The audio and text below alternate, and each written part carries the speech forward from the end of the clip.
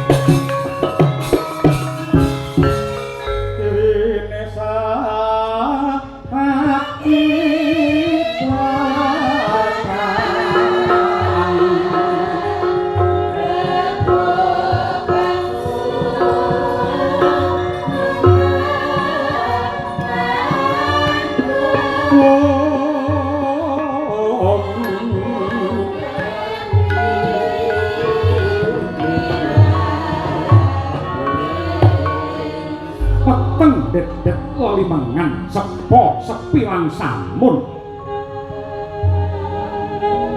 dengan mapan wonten ing Kadipaten Gajahhoya kabare wis nyebar prasasat kaya nundul langit sang Duryudana ing kaprawasa ing yuda dening Aryasena ingkang mangkon ndadosaken kekes jroning penggalih ingkang ukir jiwa raganira para sata Kurawa nenggih sang Adipati Dastarata ngalumpruk dhateng garbe karekat kaya linala sanata bedayune kembeng-kembeng kang nitra dhateng karasa ndalewer nganti kaya tangkis dadal mangkono tanggap ing sasmita nenggih kang garwa Dewi Gendari sewu dalan den temoho kinarya anglipur sungkawane ing garwa nenggih sang Adipati Dastarata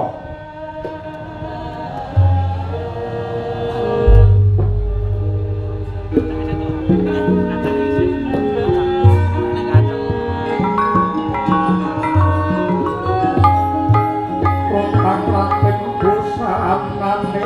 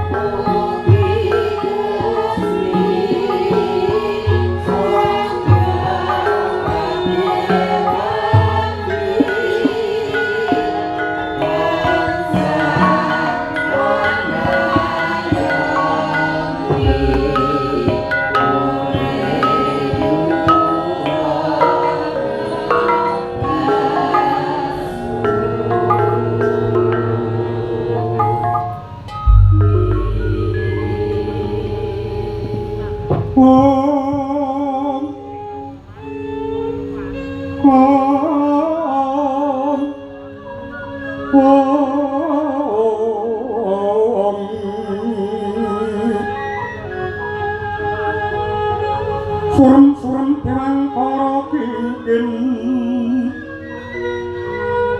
lir manguswa kang layon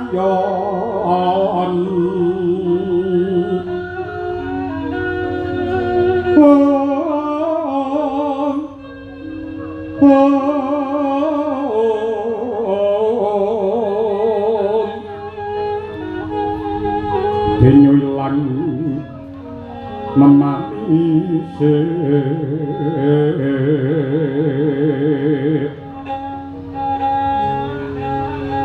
wakananira ayu kumma kucem rak nyomara